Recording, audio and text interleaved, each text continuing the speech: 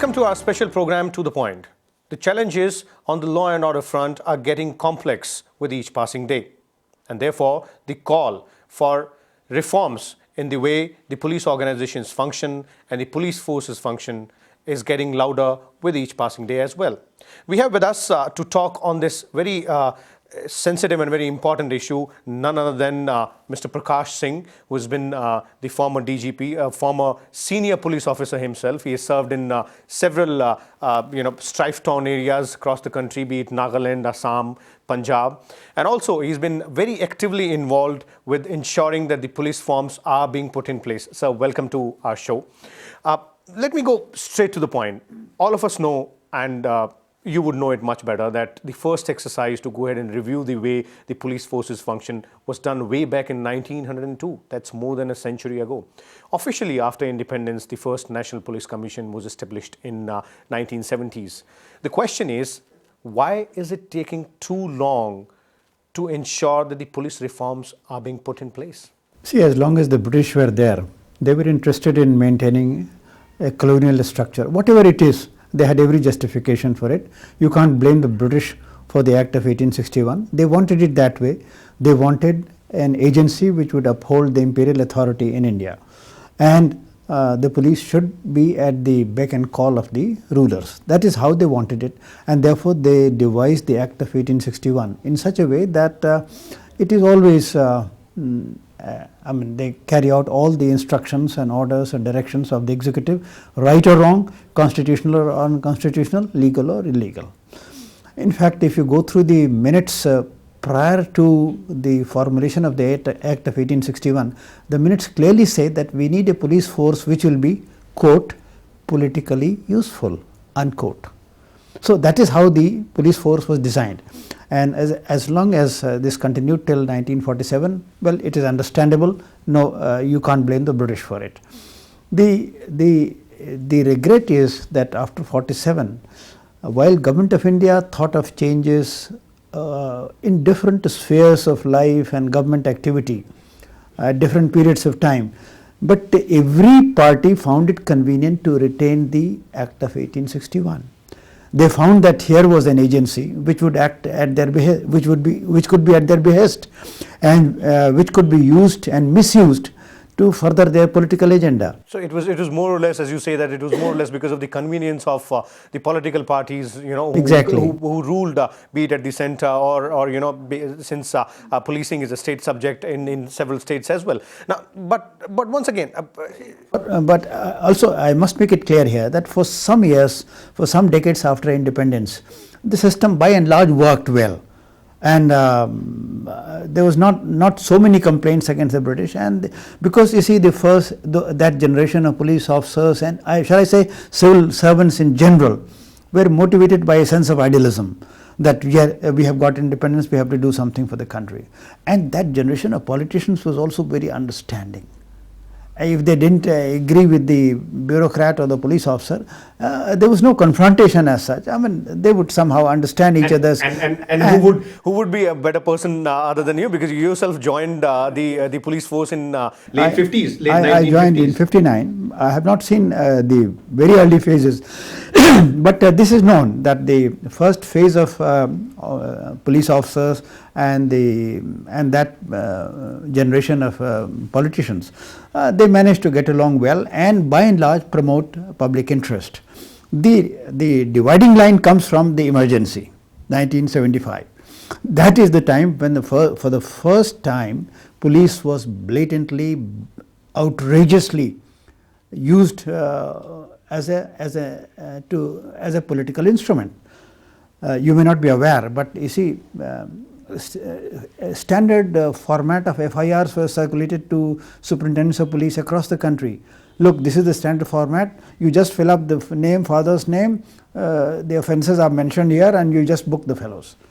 It was absolutely outrageous, but in several states that was the practice. And all these irregularities and the excesses committed by police were brought to light by the Shah Commission. So that is the dividing line when people started feeling that no, if this kind of thing is not to happen again, police must have functional autonomy. And is that the reason that in 1977 we had the first National Police Commission, which later on submitted almost half a dozen or more than half a dozen reports to the governments? Yes, you see, the National Police Commission was set up by the Janata government. Mr. Morarji Desai was the Prime Minister and Charan Singh ji was the Home Minister.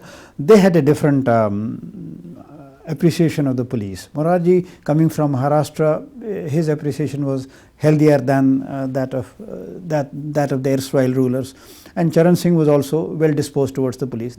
So they set up this National Police Commission headed by Dharmveera, an ex-ICS officer, and it had several very distinguished police officers in the commission. They submitted a series of 8 reports between 77 and 81. Unfortunately, by the time their reports were finalized, there was a change of government, and the new government, the Congress government, was not, they did not like the national, they were not happy with the circumstances under which National Police Commission was set up, because it was set up as a sequel to the findings of the Shah Commission. Sure. And Shah Commission had adversely commented on the central government's functioning.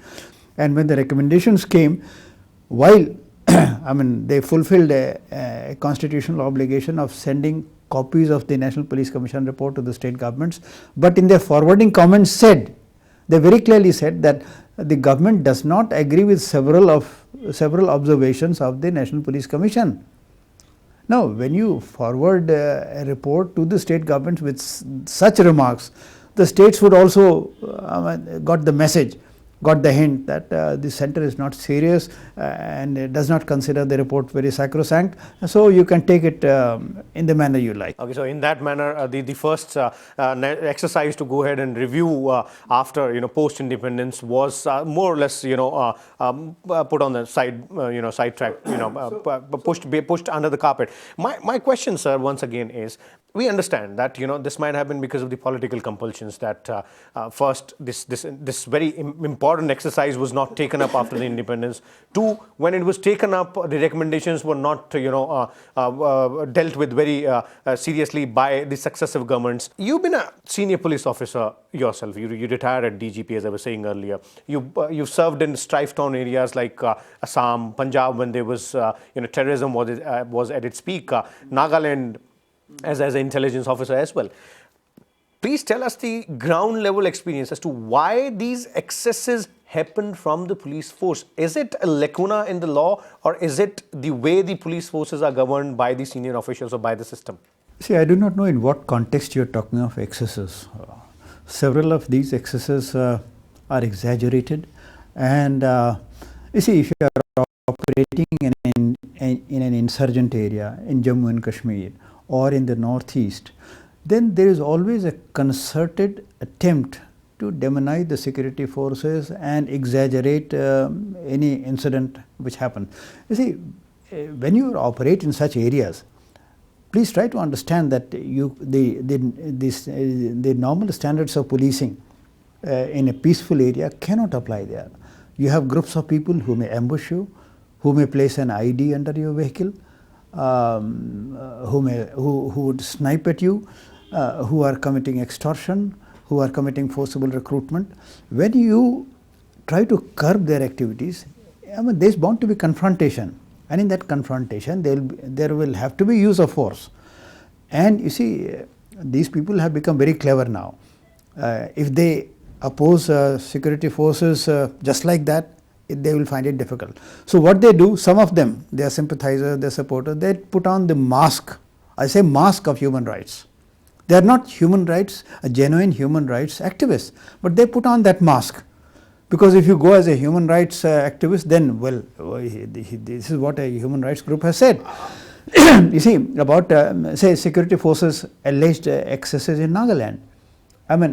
Security forces are said to have committed a whole series of excesses in Nagaland, the Indian Army particularly. But I have statements of church leaders with me.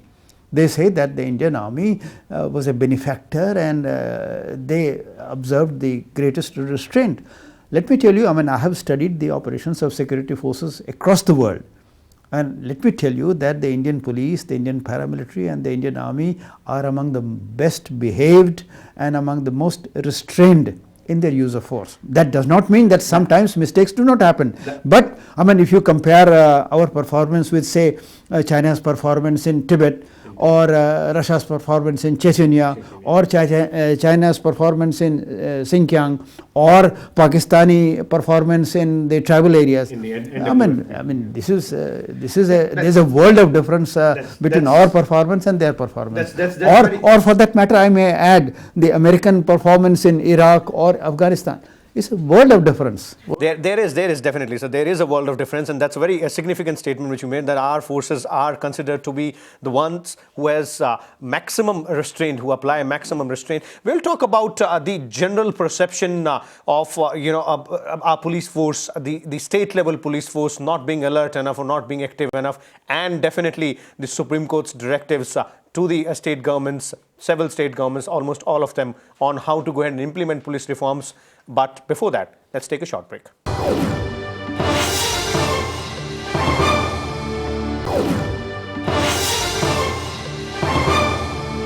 Welcome back. Sir, before, in the first part, you made a very interesting and very significant statement saying that the police forces, our police forces, armed forces, are pretty much restrained when they control a particular situation.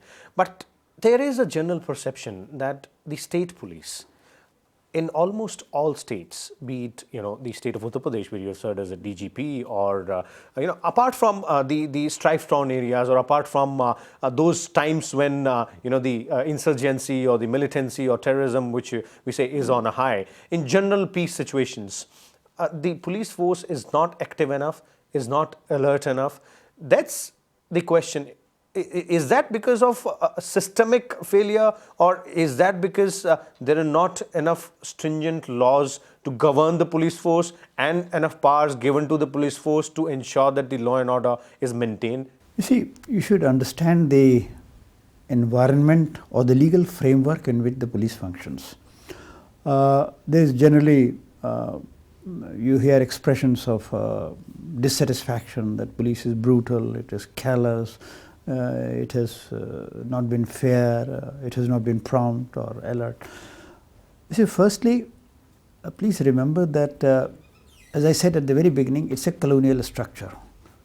The police is so designed, in fact, legally it is so constrained that it must carry out the instructions, the directions of the executive. Today, what are the priorities of police? I mean, these are the priorities sanctified by the legal framework.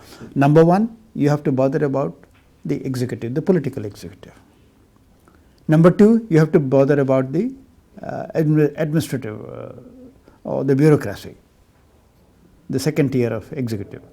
Number three, then you have to bother about the laws. Four, then you have to bother about the departmental superiors and their instructions of your IGs and DGs. And then comes the common man. Believe me, that is the priority of an average policeman.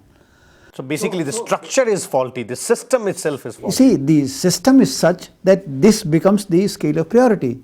I am bothered more about if the chief minister comes here tomorrow, his visit should pass off peacefully. If somebody gets murdered in the process, or somebody gets caught in a traffic jam, I couldn't care less. The visit of the chief minister must pass off peacefully. The murder case will be dealt with in any case. So the priorities are misplaced. The priorities are haywire. It's an inverted pyramid. We have to straighten it. The priority should be the people of the country, and the law of the land should be supreme. But that will be possible only when you have systemic reforms in the police. I should be able to think that if I am carrying out my normal duties, if I am upholding the rule of law, nobody can punish me from Lucknow. I should have that satisfaction, I should have that confidence, which I don't have today. I must look after Lucknow first before I bother about the man in the street. So basically, it's about the inverted pyramid of the priorities, yes, and the lack of confidence in the lowest level of the police force, that they will not be penalized. I'll summarize this in one sentence. What we have today is the ruler's police. What we want through reforms is a people's police. This is one sentence. That's perfect, rural's police and people's police. But when it comes to the functioning of the police force, as far as I understand and as far as any common man would understand, there would be two different functions. One, to ensure that law and order situation remains calm, peaceful. Two, to investigate the crimes which has already happened. The investigative wing as well as the law. Now, several times this point has been taken up that these two different functions should be performed by different people, by different officers within the same organization, within the same police station. But we don't see that happening. What is the reason? You see, out of the 6 directives which the Supreme Court gave to the state governments, one directive was separation of investigation from law and order work. Why was this ordered? Because you see, investigation work requires, it requires, constant engagement. If you are given, say, about 4, 5 or 6, 7 cases you have to investigate, then you should be engrossed in it. There's a lot of mental effort, there's a lot of investigative skill which is required, there's a lot of scientific application. It requires basically mental effort. Bandobast requires what? It requires muscular effort. You have to be present on the streets. Putin is there in town, the Russian president. His visit should pass off peacefully. Or there is Kumbh Mela going on. The Makar Sankranti festival or the Amavasya festival, it must pass off peacefully. Or there is a student agitation, or you are operating against a Maoist, you have to ensure that they are not able to perpetrate any act of violence. You see, the two are entirely different. So we said that in big towns, in metropolitan towns which have a population of over 10 lakh, because there it is big towns which have bandobast problems every day. There's a cricket match here, there's something or the other is always happening in Delhi, or student demonstration, Jantar Mantar, this, that. So let the investigative staff be separate, law and order staff be separate. Let the cases get the attention which they deserve, which they are not getting today, and because of which we keep on getting strictures from high courts that investigation has been shoddy. Investigation is bound to be shoddy when you are not letting the man do investigation and making him run sometime to Feroz Shah Kotla, sometime to Jantar Mantar, sometime to India Gate. And that's when the other people involved in the investigation, who definitely will be common men themselves, exactly. do get suffered as witnesses. Exactly, the Supreme Court said that let the two functions be separated, so that investigation gets due attention and bandobast is looked after by a separate staff. Now this would involve augmentation in staff. But Delhi should have no problem, there is no dearth of money, and we said only in big towns. In small towns it's okay, let the same staff manage both, but in at least big towns this separation has to take place. But even in big towns this separation has not taken place across the country, except maybe at 1 or 2 places. But generally, while they accept it in principle, but they have not been able to implement this at the ground level. Okay, so basically, what we say and what Supreme Court has already said in its directive is that these two functions should be separated, at least in the major metro cities, to ensure that the police force and the personnel in the police force give specific time and specific attention to investigation as well as to maintaining law and order. We'll take a short break here, and when we come back, we'll talk about other directives of the Supreme Court as well. There are 6 more, and how to go ahead and ensure that these directives are put in place and police reforms do actually see the light of the day.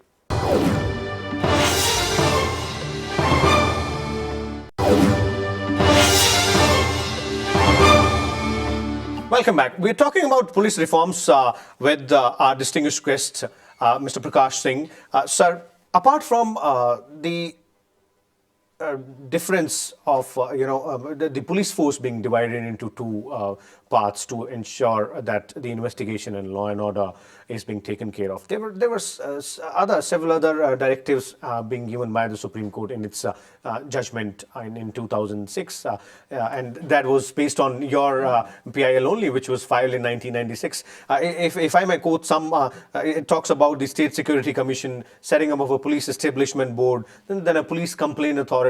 All of them seem very, very important, but on the ground, none of them seem to have been implemented. Yes, you see, the problem with the state governments is they are treating their control over police as some kind of zamindari. See, the zamindar was attached to his land. These are the modern zamindars who are deeply committed to maintaining their not hold but a stranglehold over the police. And they don't want to lose this stranglehold, because police, they find, is so convenient. It may, I mean, a lot of them are under the impression, mistaken though, that police can even help them win elections. You see, before elections take place, you will always find sweeping changes in the postings of station officers, superintendents of police. They want that people aligned to us should be posted in sensitive areas. So I guess thankfully to avert that, the election commission is very much in place, which goes ahead and reshuffles against the entire police force before the elections happen. I mean, they do see whether these officers can be trusted or not. But at the state level, they always manage to place their men. So, and therefore, they do not want any such institutional arrangement which would dilute or affect their authority over the police. And the political leadership and the bureaucracy, they are opposing the police reforms tooth and nail. They don't want it. And mind you, in this country of India, Mera Bharat Mahan, there cannot be a more formidable combination than the politician and the bureaucrat. If they combine, then you have you're just nowhere. I mean, the only hope was judiciary, the Supreme Court of India. The Supreme Court of India gave directions, but unfortunately, and for inexplicable reasons, the Supreme Court is not ensuring the implementation of its directions. They could have, by this time, issued contempt notices to a couple of states. My effort was that at least one or two defaulting states should get contempt notices. Then the message will filter down, will travel across the country, and other states would fall in line. But the Supreme Court is also just monitoring the implementation of the Supreme Court of its own directions. They should be doing much more than that. If you look at the recommendations of the Supreme Court, one of the interesting points which I found out was that the Supreme Court clearly said that there should be a fixed tenure for the DGP of the state, for the superintendent of police in the district, for the station house officer, and the tenure has to be at least 2 years. Now, transfers and postings of police officers is something which you yourself would know, and the police officers, although they might not go ahead and say it on record, the serving police officers, but they would definitely admit that this is one of the biggest impediments in their functioning properly as police officers, because they get transferred every now and then. You see, we are not depriving the political leadership or the bureaucracy of their prerogative to select the right superintendent of police. But the point is, you choose Mr. X as the superintendent of police of District Y. You take all considerations into account. X is posted to District Y. But once you have done the careful selection, once you have posted him to District Y, let him function for 2 years. Unless there are grave charges of corruption or moral turpitude or some such thing, in which case you can remove him. But under normal circumstances, if the man is doing his job, let him do his job for 2 years at least. And you had all the opportunity to make a selection from a range of officers. So, I mean, let the DGP, once you have made a DGP is selected after a lot of screening and vetting. You have selected the DGP, he is the head of the state police. Let him function for 2 years at least.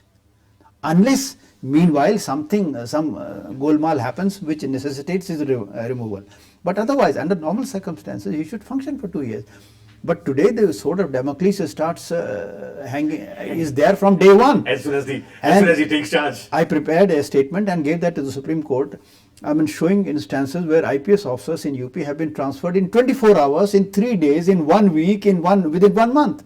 I said, if this is how you transfer IPS officers, within 24 hours and within 1 month, then how do you expect the Indian Police Service to deliver any results? The Supreme Court took notice of it, but they didn't say anything. Sir, you've been at the helm of affairs, yourself in the police force in several places, as I was saying earlier, Assam, Punjab, Uttar Pradesh, the largest state, and some call it a maze. If given the population, given the political In fact, sensitivities. I consider that the toughest assignment of my life. See, the toughest assignment of your life.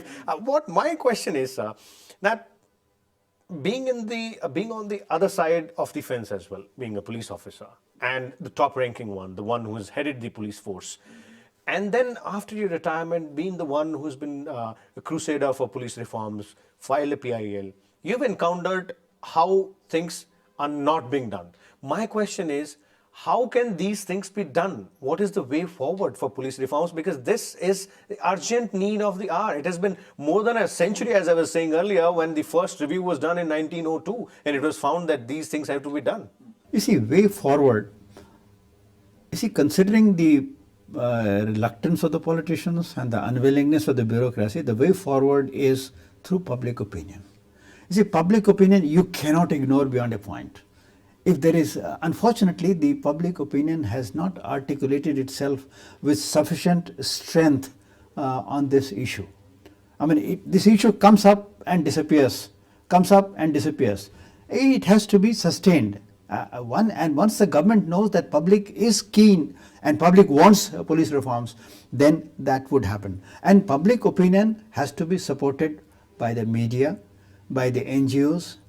Once there is a concerted demand for police reforms, government would have no option but to agree to carrying out. Just as Lokpal, see, they have deterred for 40 years, more than 40 years. But ultimately Lokpal is getting some kind of shape. And hopefully in the next budget session it should come through, hopefully.